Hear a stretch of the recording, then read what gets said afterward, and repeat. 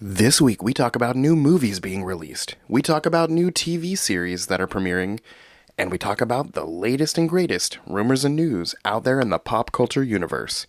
Welcome to the Infinite Taylorverse.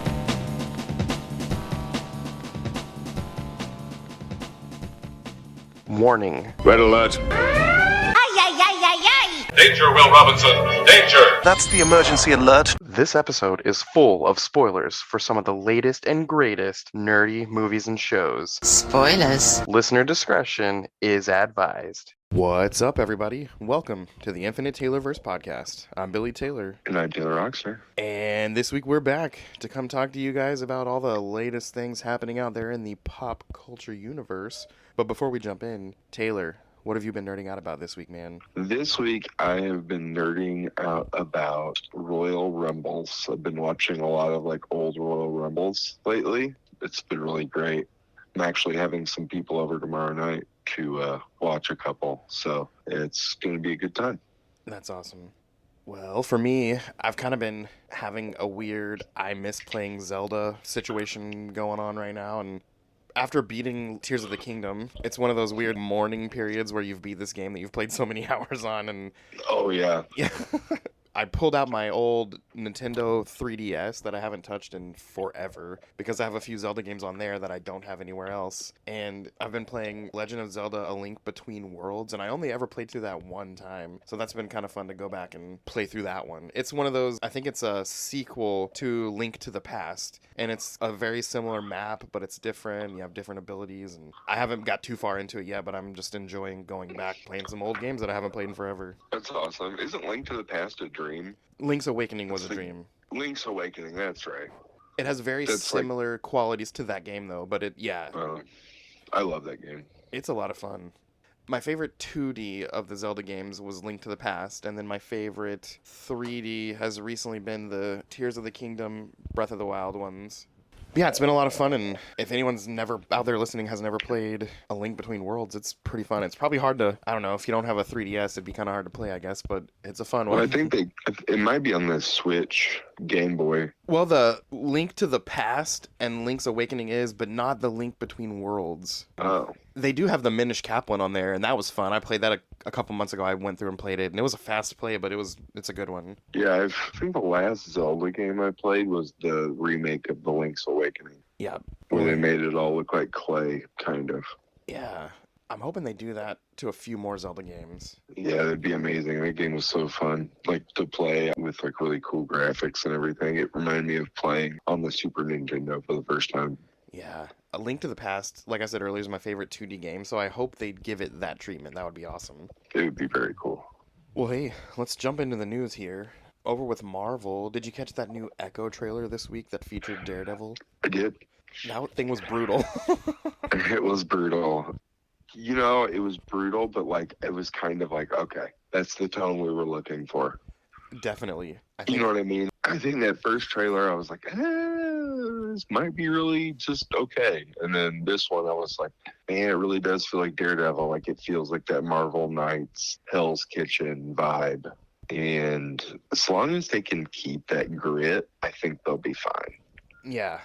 I think they're, I guess everything's going to be toned down. That was never really confirmed. That was just people freaking out that Disney owns all this stuff now. So yeah, seems like Disney's way of being like, look, guys, it's in safe hands. It's going to be what you expect it to be, not some Disney princess version of it. Yeah. But yeah, it definitely looked amazing, and I can't wait to see it. Yeah, well, I mean, it's like when people freaked out about the Daredevil and She-Hulk. Well, the thing is, if they never read a She-Hulk comic, they wouldn't know. But it's a comedy comic. If there are other characters that come in and out, they play comedic roles. You know what I mean? It's not, it's a superhero, action-adventure thing, sure. But in all intents and purposes, it's just a comedy comic. Right. Marvel for years has been, their stories are the typical genres you would think of. Superhero isn't a genre, it's just different genres full of superheroes. Yeah, and that's kind of how Marvel's always done it. And that was like the big difference between DC and Marvel was Marvel had gods among men or men among gods. And there's exceptions to that rule, but it really does. Like if you look at the DC and Marvel stuff, there is definitely that line of, I don't know if it's grounded in reality or like I don't really know how to explain it, but there is a difference. It's more scientific maybe. Yeah. I always kind of saw that as like Marvel was more about science and DC had a lot more magic. But I mean, like I said, there's exceptions to that rule. There's Doctor Strange, the Midnight Sun, stuff like that. So Yeah. I think it's going to be a good thing. I think this Daredevil, I'm having high hopes for it. Yeah. And then speaking of Daredevil, did you see this rumor that when Spider-Man 4 comes out with Tom Holland's Spider-Man, there's a big rumor that it's going to be a team-up movie with him and Daredevil facing off Kingpin, but also there's even like a later rumor that Ant-Man might be part of this mix as well. But anyway, I would love to see a Spider-Man Daredevil team up against Kingpin. Yeah, that'd be cool. And Punisher, I would just like a Marvel Knights movie. I think that would be cool. That would be awesome. Some of the more street-level heroes teaming up, that'd be so cool. Yeah, you have Luke Cage, Iron Fist, Moon Knight, Black Widow, people like that. Yep. And Iron Echo, Fist done Elektra. right. Yeah, Iron Fist done right. And then the final thing I have over here with Marvel is, well, by the time this recording comes out, Friday, December 22nd, you guys are going to be able to watch What If Season 2. And it's not just going to be an episode a week. They're dropping an episode every day until all 9 episodes are out. Yeah, I saw that. I got so excited. That is going to be awesome. So they're still spreading it out so you can enjoy it more than one day, but it's going to be a quick viewing instead of several weeks. I wonder if there's a reason for that. Do they have something coming out soon? I don't know. Behind it? All the marketing I've seen for it is acting like it's a Christmas gift to us that they're doing it this way. Oh, okay. But Well, how nice of them. yes, thank you, Marvel. Over with DC, there was an interview with Matt Reeves recently, and he said that The Batman movie franchise is its own thing. It's not going to be part of James Gunn's new DCU, but this Arkham Asylum series that he is also in charge of and doing is part of James Gunn's new DCU. So he kind of has his foot in the door with the DCU, but also gets to keep continuing to make his own thing, and that's kind of cool. Yeah, I like Matt Reeves. Yeah, I actually enjoyed that movie quite a bit. A lot of people felt weird about Robert Pattinson, but I thought he did a good job, and I really liked the movie. I've only watched it the one time. Not my favorite Batman. Yeah. I don't know. It's good. I just don't know why it's not over the top good. I haven't quite figured that out. There's something about it that doesn't make it the best, and I can't really put my finger on it. Yeah. And I think the thing about that particular movie, it's one of those year 1/year 2 stories, and before watching it, had a chance to read the prequel novel that came out, and for some reason, it filled in a lot of gaps that I didn't even know I needed, and anyone, just a typical viewer of the movie wouldn't necessarily know they needed either, but it made it way more interesting to me. It talked about his years between, being a kid and becoming Batman. It talked about even simple little things like how he formed that suit and how he made his first Batmobile, and it also did the same type of thing with the Riddler character's backstory, why he feels the way he does. He was an orphan at one of the Wayne orphanages, and I don't know. Again, it's not a necessary read, but it filled in a lot of things that made me like the movie even more than I did. It's supplemental material that enriches the main content. Exactly. Yeah. But yeah, I'm excited to see that Arkham Asylum show really bad, because I hope we get a continuity. Oodles and gobs of villains. Yes, just a continuity full of all these side characters, and to see them done Yeah. well would be awesome. I'm just really excited the idea of it being full of supervillains Yeah. that we know. But there's a horrible part inside of me that thinks, and hopes not, but hopefully we don't get like maybe one or two like villains that we know and the rest are like new for the show. Yeah. Because I think that'd be an awful idea. Yeah. Because that's just basically we're gonna do the Gotham thing again, which like Gotham's cool in its own right, but it's its own thing and it should never be repeated. Yeah. Like the fact that they did it and made that watchable kind of blows my mind a little bit, considering most Batman adjacent things aren't that popular, like Birds of Prey. that sunk like a cement block in the river. You know what I mean? Like, Yeah. that thing was awful. So that's my only concern for it, is that we get this bunch of randos and maybe like Zaz or like somebody who doesn't even look that cool as like a Right. Batman villain, or like Zeus, you know, or what's his name? Not Zeus. It's the guy who thinks he's like a Greek god. Oh, I know exactly who you're talking about. Yeah, or like, you know, we'll see the ventriloquist. It's just a normal dude. I want to see Mr. Freeze. I want to see Poison Ivy. I want to see Joker, Killer Croc. Clayface. I want to see all. Yeah, I want to see all the disfigured villains. Right. Well, maybe we'll I get want him to see finally. Mad Hatter. You know, Yeah. even Tweedledee and Tweedledum would be cool. I want Arkham Asylum villains. Yeah. And if they give us that, that's amazing. And that means that all those villains that they show us can be used. Yeah. Sprinkle them everywhere else in the DCU. Yeah, exactly. And now that they're all been introduced, maybe it's just a series. Its true purpose is just to introduce a ton of characters. Yeah, and then you can make a sweet movie without having to introduce them because people already have seen them, and then they're just the villain. Exactly. Yep, exactly. So it's like, for me, you do something like that, and then you make a movie like a No Man's Land Batman movie, or you make a Nightfall where you have all these villains running around and he's dealing with Bane at the same time. You know what I mean? Or, you know what I mean? There's plenty of Batman stories where there's tons of the villains running around working together or against each other, and Batman's in the middle. And those tend to be the best Batman stories, in my opinion. I felt like as a kid, if I got a Batman comic and it had more than one bad guy in it, that means I got more bang for my buck. It's the same reason I bought Avengers or Justice League comics. There's more characters in there. I feel like I'm getting more for my buck. Yeah, that makes perfect sense. I don't know. I have a sinking suspicion that James Gunn has a pretty good game plan and he kind of knows what he's doing. Yeah, I'm glad it's him and no one else. But like I said, it's like one of those things in the back of my head. It's like, oh, Warner Brothers, you need to stop it. Right? Let him do to DC what Kevin Feige has done for Marvel, even though it's owned by Disney.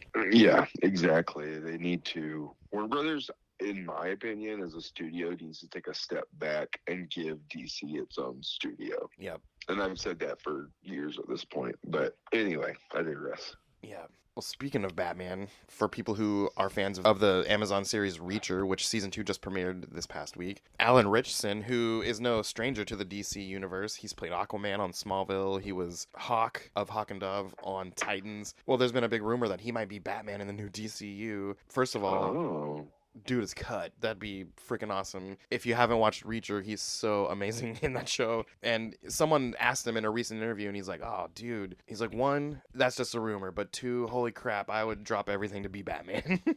So, I don't know. That's good. Since people have been talking about it, it's all I can think about. I hope it becomes true. Yeah. Every time they announce somebody as Batman, I'm always like, I can't see it until I see it. And then I'm like, oh, okay, I get it now. On this Reacher, on the first episode of season 2, there's a scene when he just needs some money from an ATM, a simple thing, and there's a lady at the ATM, and he can notice from the side of her face that she's got a bruise on her eye, and she's crying, and he looks to the left, and he sees an SUV with a rando dude, and he tells the lady, don't turn around, is that your car over there? She said, yeah. She says she's been carjacked and her baby's in the back seat. And he's like, all right, stay right here. Keep getting your money out. Act like nothing's changed. And he walks over to the car, and this jacket he just bought, he wraps it around his fist and punches through the window, bangs the guy's head. The guy tries to shoot him. He breaks his wrist and he throws him out the window after, bashing his head in the door. And he opens the back seat, and there's the kid in there, the little toddler kid, whatever. And he's like, hey kid, you all right? And the kid's like screaming, crying as any kid would. And the mom runs up and he takes the dude's gun and like disassembles it and says the cops will be here in a minute. And he just walks off because that's not his thing. He doesn't stick around for cops. And I'm like, oh my gosh, this guy would be freaking awesome Batman. Right on. Yeah, I can see it. I saw that the advertisement for it when he goes up to a car and kicks it and the airbag goes off. Yes. I was like, holy crap. That'd be amazing. Now that seeing that guy as Batman, just think about him doing that in a Batman suit. Yes. I would be down for that. It's probably not going to happen, but I'd love it. Yeah. One final DC thing. As you guys are listening to this, you can already go out and take advantage, but Aquaman and the Lost Kingdom comes out the 22nd. Comes out now. You can go watch that masterpiece, let me tell you. Oh, man. Have we talked about the fact that the toys are on clearance on the show? Yeah, we saw an image online that the toys at a handful of places are already clearanced, and the movie's not even out yet. And it's like, man, that's a bummer for them. I can't even tell you if I've ever seen that happen before, I don't think I have. especially to like a big studio. Right. See, again, my hopes for this movie, my expectations are below ground. That's how low they are. Wouldn't it be crazy though? Like literally, wouldn't it be crazy if we go in and we're like jaw dropped in awe at this movie? You see, people really liked the first movie. I thought it was fine. I thought it was just way too long. Yeah, I liked the first Like the first one's, it's fine. It's just way, way, way too long. It's like over 2 hours, isn't it? Looks like it's 2 hours and 23 minutes. Jeez, that's a long movie Yeah. for a superhero movie that's not like a big team. Yeah. Aquaman doesn't need that long of a movie. He's not that deep. And I think the movie would have benefited from a little bit more action. This one, I have no idea. They must have shot so much of it before to the point where they just have to release it. Otherwise, they'll lose so much money. Yeah. I mean, what do you think? I agree with that statement. And it makes me think of the unreleased Batgirl movie with Brendan Fraser, and I really want to see that. Yeah, think about it this way. If Aquaman and this Batgirl movie, both of them kind of finished at the same time, and Aquaman's still coming out, but we know it's going to be bad, Right. how bad is that Batgirl movie? Yeah, that is a good point. Also, think of their track record, all the stuff they do put out. Batgirl's probably a masterpiece. I don't know.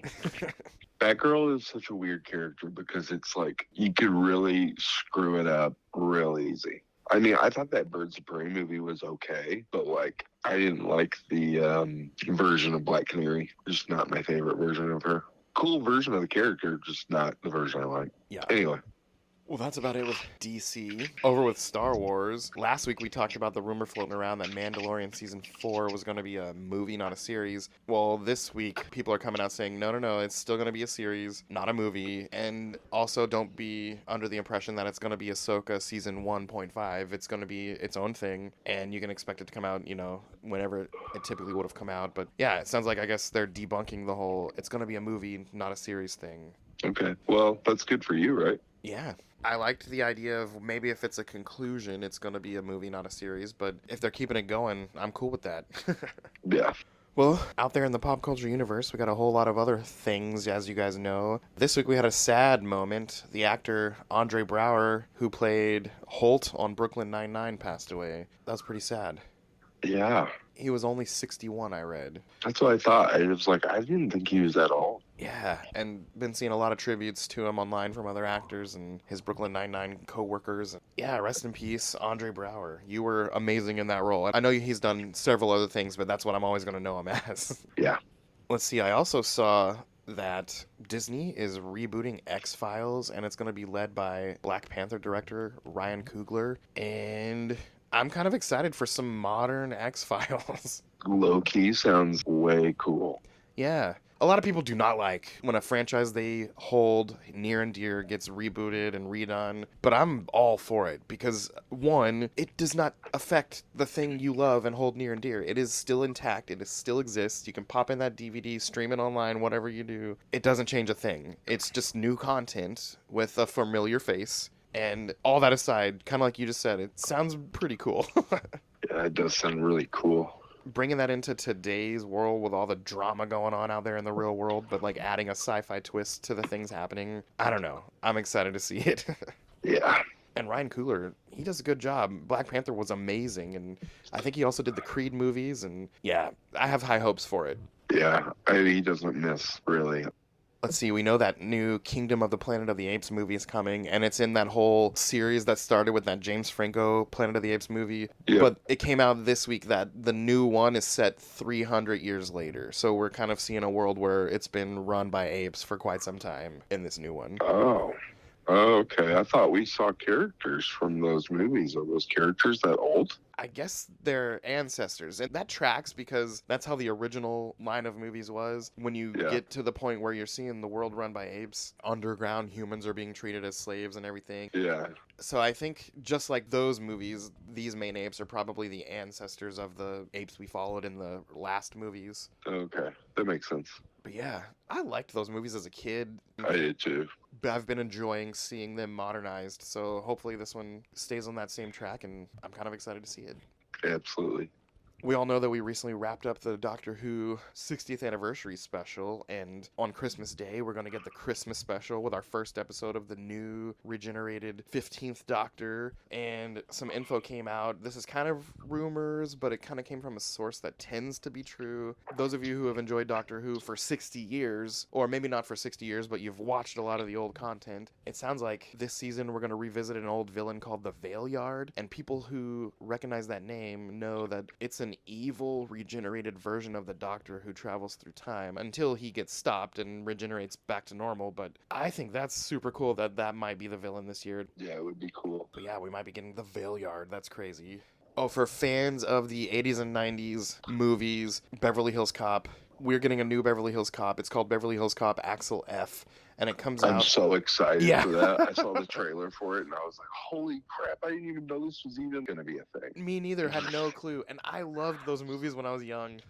I've never seen the second one, and I have it in my like pile of movies to watch. I'm kind of excited. I know it's not as good as the first one, I've been told, but I'm excited to watch it. Yeah, there's 3 of them though, right? No. Oh, there's only There's 2? only 2. I'm pretty sure, yeah, there's only 2. I don't know. I thought there was 3. Now I gotta look. Oh, there is 3. I was about to say, What? I felt like I remembered there being 3 of them. There is. There's a third one. Now you got a little more homework to do. I know. But yeah, it comes out on Netflix. It just says summer 2024, so we don't have a date, but that's not too far off. And it sounds like a Beverly Hills Cop marathon is in the sort of near future. Oh, yeah. But those are super fun. I They remember are. I had a very musical dad. We always had a piano and guitars and drums and stuff around the house. And one of the first tunes I was able to plunk out on the piano was the melody of Beverly Hills Cop from the theme. Oh, that's awesome. It's weird how you kind of have muscle memory of that stuff too. I could walk up to a piano right now and do it, I'm sure. Oh, that's funny.